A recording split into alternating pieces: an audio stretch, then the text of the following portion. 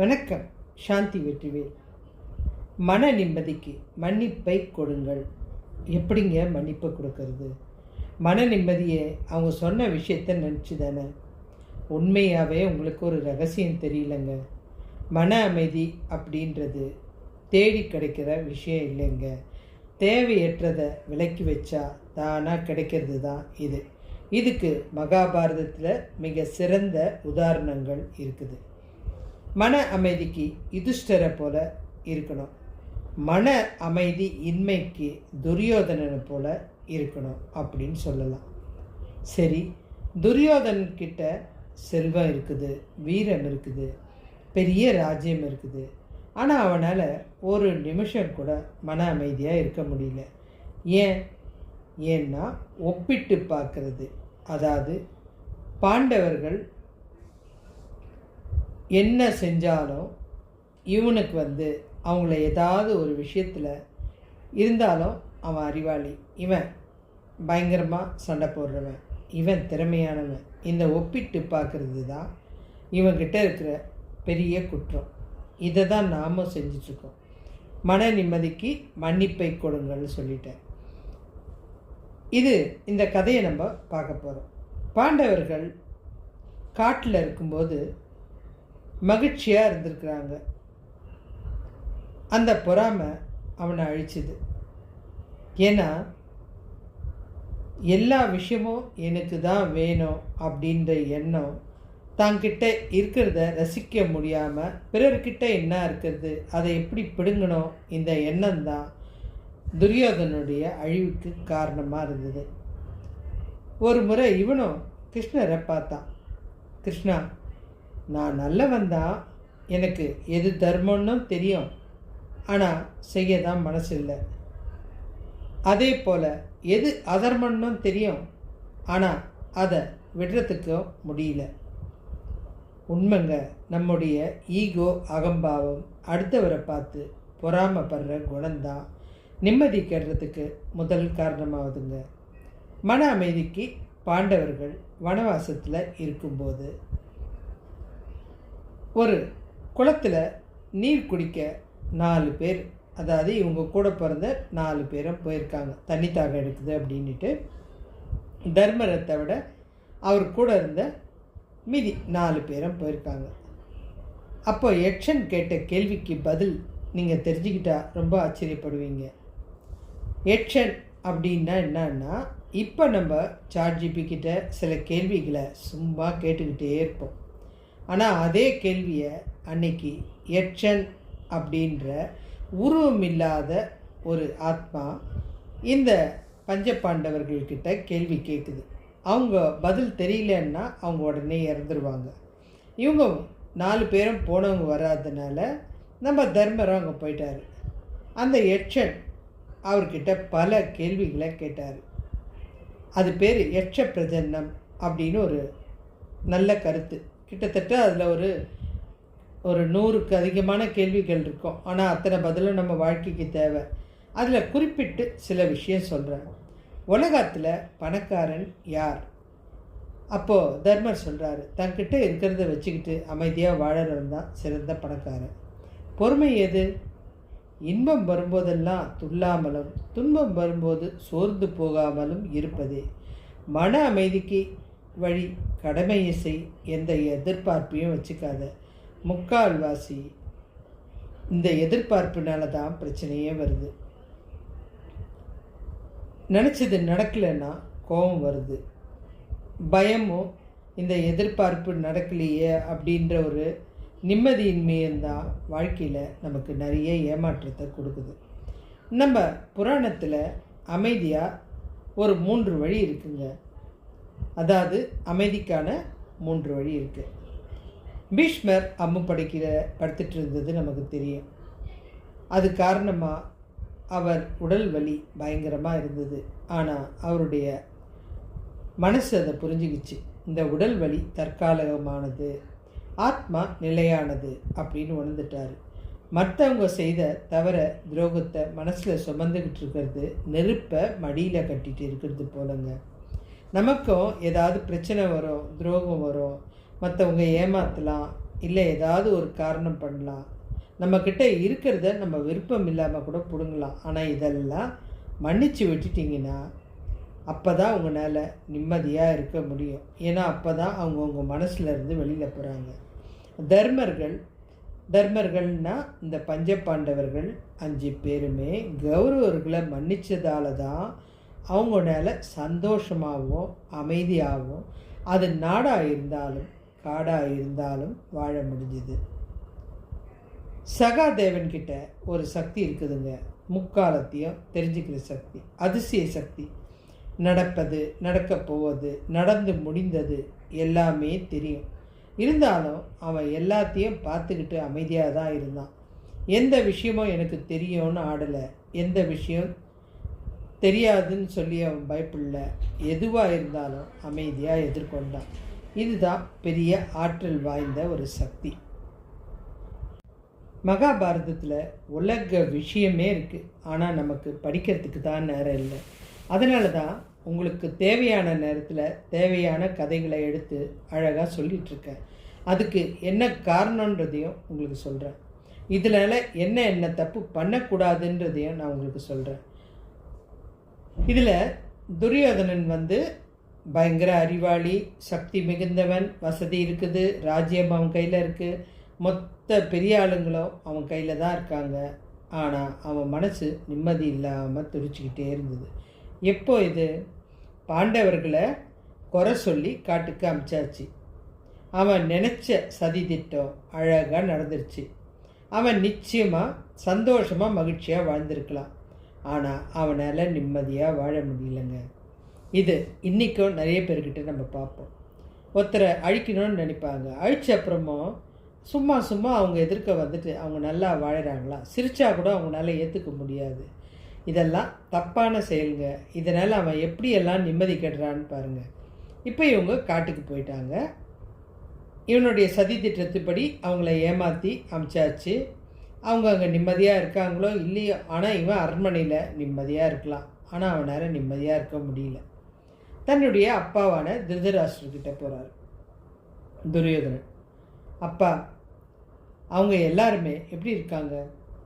ஏன்பா, நீ தான் அவங்கள அமுச்சு வச்சிட்டல, அவங்கள பற்றி எதுக்கு சிந்தனை அப்படின்னா? இல்லை, காட்டில் ஒரு வேளை அவங்க சந்தோஷமாக இருந்தா அப்படின்னு கேட்குறான். நாம் இங்கே நிம்மதியாக தானேப்பா இருக்கோம். நம்ம அவங்க இல்லை, அவங்க வேண்டான்னு சொல்லி அமுச்சிட்டோம். அதுக்கப்புறம் எதுக்கு நீ அவங்கள நினைக்கிற அப்படின்னார். அவங்க அங்கேயும் நிம்மதி இல்லாமல் இருக்கணும். அவங்க போகிற இடத்துலலாம் நம்ம ஏதாவது தொல்லை கொடுத்துக்கிட்டே இருக்கணும். அவங்களுக்கு அவமானமும் நிம்மதியின்மையும் வாழ விடாமல் பிடிக்காமல் அவங்கள மாற்றிக்கிற அளவுக்கு இருக்கணும். இதுதாங்க தேவையில்லாத கர்மா. இப்போது அவங்கள வேண்டான்னு சொல்லி அனுப்பிச்சாச்சு. இதுக்கப்புறம் அவங்க இருக்கிற இடத்துக்கு போய் பார்க்கணும். அவங்க சந்தோஷமாக இருந்தாங்கன்னா எப்படி? அவங்க நிம்மதியாக வாழக்கூடாது, போகிற இடத்துலையும் நிம்மதி இருக்கக்கூடாது. நம்ம இடத்த விட்டு இப்போ ஒரு குப்பை இருக்குது, அதை பெருக்கி வெளியில் தள்ளின அப்புறம் வெளியில் இருக்க குப்பையை நம்ம எதுக்குங்க நினைக்கணும்? ஆனால் இதை தான் இந்த துரியோதனை பண்ண பெரிய தப்பு. இந்த விஷயத்தில் தாங்க கர்மா இருக்குது. இது தாங்க விரும்பி ஏற்றுக்கிற கர்மா. அவங்க துன்பப்படுறத நான் நேரடியாக பார்த்து ரசிக்கணும்னு ஆசைப்பட்றேன். அதுக்காக அவங்க இருக்கிற இடத்துக்கு நான் போகலான்னு ஆசைப்பட்றேன். போகும்போது நான் தனியாக போக விரும்பலை. என்னுடைய நண்பர்கள் கூட்டத்தை துணைக்கு எடுத்துன்னு போகிறேன். அப்போ தானே நான் என்ன சாதித்தேன், எதையெல்லாம் சாதித்தேன்னு இவங்க பார்த்து ரசிப்பாங்க. யார்? நண்பர்கள்.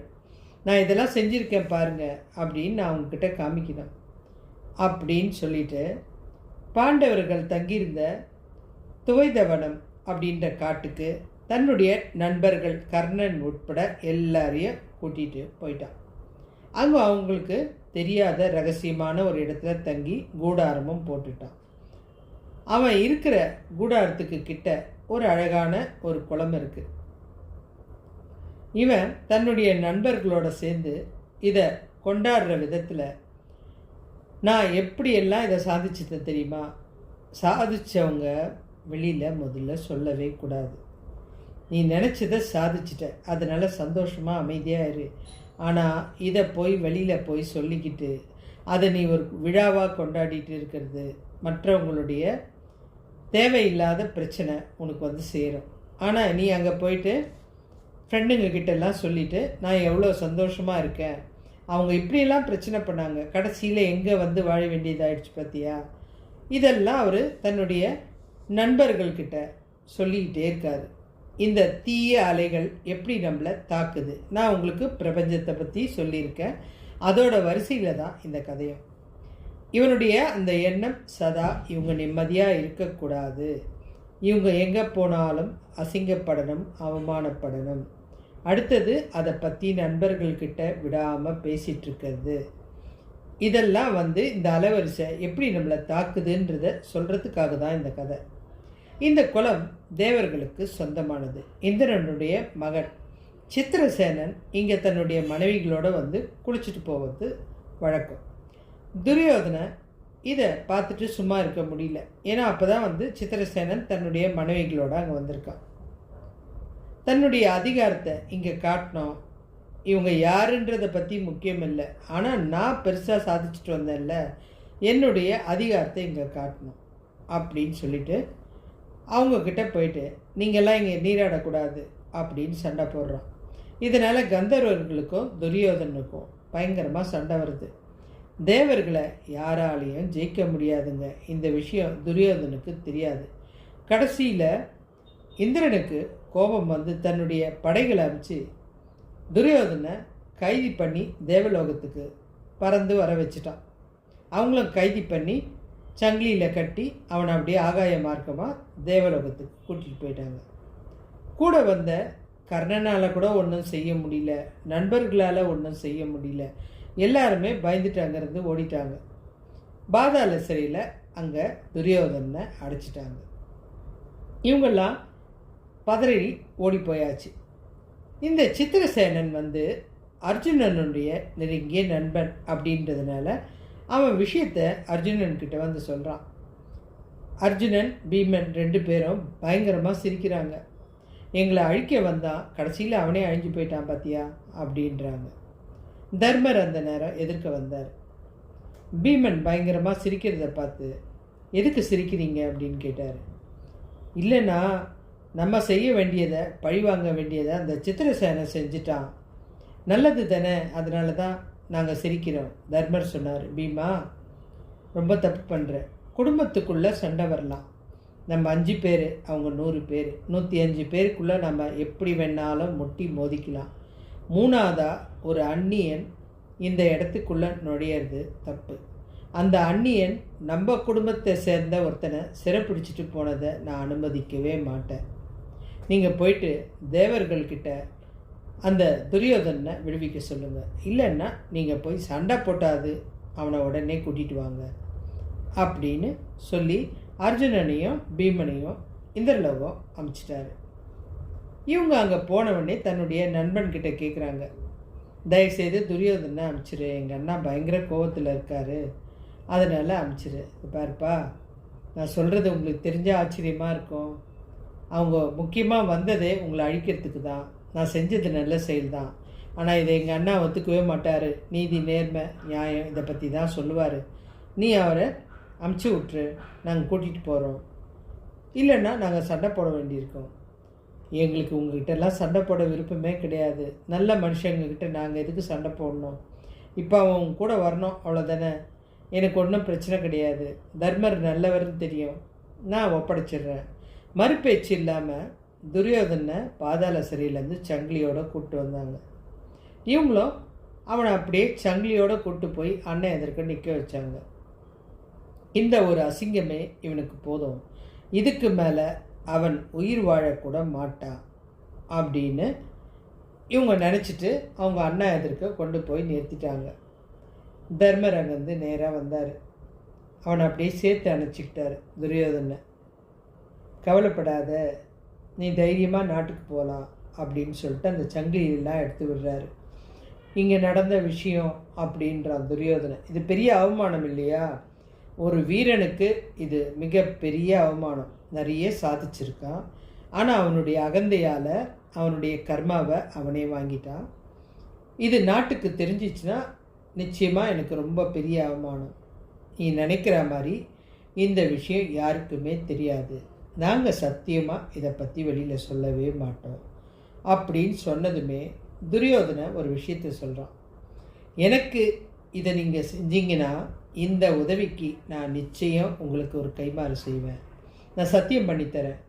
உங்களுக்கு எப்போ தேவைப்படுதோ, உங்களுக்கு என்ன உதவி தேவைப்பட்டாலும் என்கிட்ட கேளுங்க, நான் இதை கண்டிப்பாக உங்களுக்கு செஞ்சு கொடுப்பேன் அப்படின்னு தர்மர்கிட்ட சத்தியம் பண்ணுறான். இந்த இடத்துல பாருங்கள், தர்மர் நினச்சிருந்தா அவனை கைது பண்ண அதே கோலத்தோட நாட்டுக்கு இட்டுன்னு போயிருந்தா அவனுக்கு மானம் போயிருக்கும். அவன் நண்பர்கள் மத்தியில் ஏற்பட்ட அவமானத்துக்கு அவனே இழக்க வேண்டியிருக்கும். ஆனால் அவர் அதெல்லாம் பண்ணலை. அந்த மன்னிப்புன்றது அவனுக்கு அந்த தானே ஒரு வாக்குறுதியை கொடுத்துட்டான். உனக்கு ஏதாவது ஒரு நேரத்தில் ஏதாவது உதவின்னா என்கிட்ட கேளு, நான் சத்தியமாக அதை நிறைவேற்றி கொடுக்குறேன் அப்படின்னு சத்தியம் பண்ணி கொடுத்துட்டான். இதை பார்த்த இந்த அர்ஜுனனுக்கும் பீமனுக்கும் கோபம் வந்துருச்சு. கையில் கிடைச்ச ஒரு வாய்ப்பை நீங்கள் தவறிட்டீங்கன்னா, நாம் அவனை அசிங்கப்படுத்தினா அவன் நாட்டுக்கு போய் நிச்சயமாக கஷ்டப்பட்டிருப்பான், அசிங்கப்பட்டிருப்பான் நண்பர்கள்கிட்ட. அது தப்பு. ஒரு உயிர் இறக்குற அளவுக்கு ஒருத்தரை துன்பப்படுத்துறது தப்பான விஷயம். அவனை காப்பாற்றி விட்டோம்னா இந்த நினைவு அவன் மனசில் இருக்கும். நமக்கு தேவையான நேரத்தில் நிச்சயம் அவன் உதவுவான் அப்படின்னு சொல்லி இந்த தர்மர் அவரை பாதுகாப்பாக நாட்டுக்கு அமுச்சு வச்சிட்டார். ஒருவேளை இவன் நாட்டுக்கு போய் இறந்திருந்தா அந்த பழி தேவையில்லாமல் நம்ம 5 பேர் மேலேயும் வந்திருக்கும். அது நமக்கு தேவையே இல்லை. மன்னிக்கிறதுனால ஒரு பெரிய விஷயம் இல்லை. பாருங்கள், இவ்வளோ பெரிய நிகழ்ச்சியிலையும் அவர் எவ்வளோ சுலபமாக மன்னித்து அனுப்புகிறாரு. அதனால தான் அவருக்கு நிம்மதியாக இருக்க முடியுது, எல்லா செயலையும் சிறப்பாக செய்ய முடியுது.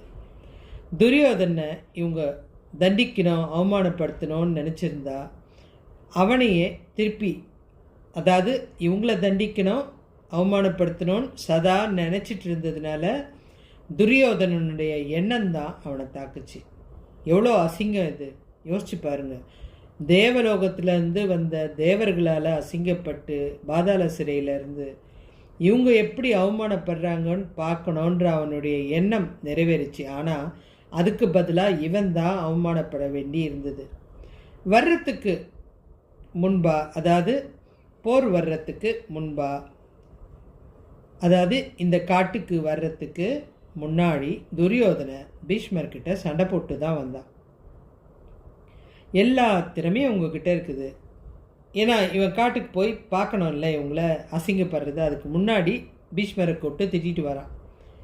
எல்லா சக்தியும் இருக்குது, பெரிய சக்தி இல்லாததே கிடையாது, திறமை இருக்குது. ஆனால் ஒரு செயலையும் ஒழுங்காக செய்கிறது கிடையாது. நீங்கள் இந்த 5 பேரையே உங்களால் அழிக்க முடியலையே. நீங்கள்லாம் வீரன், சூராதி சூரன், எல்லாம் கற்ற வல்லவர், என்னால் உங்களை நம்பவே முடியாது, நீங்கள் சுத்த வேஸ்ட்டு அப்படின்னு எவ்வளோ கேவலமாக திட்ட முடியுமோ திட்டிட்டு வந்துட்டான். இதையும் ஒரு தப்பு அங்கே பண்ணிட்டு வந்துட்டான். இப்போ இந்த பீஷ்மர் என்ன பண்ணுறாரு, இந்த அவமானத்தினால கடுமையாக தவம் செஞ்சு தன்னுடைய ஆற்றல் எல்லாத்தையும் பயன்படுத்தி, நம்ம ஏற்கனவே படிச்சிருக்க விஷயத்து மாதிரி நம்ம ஒரு செயலை செய்ய போகும்போது ஒரே நிலையாக தண்ணியிலையோ எந்த பொருளை செலுத்தி அதை செய்கிறோமோ அந்த ஆற்றல் அதுக்கு போயிடும்.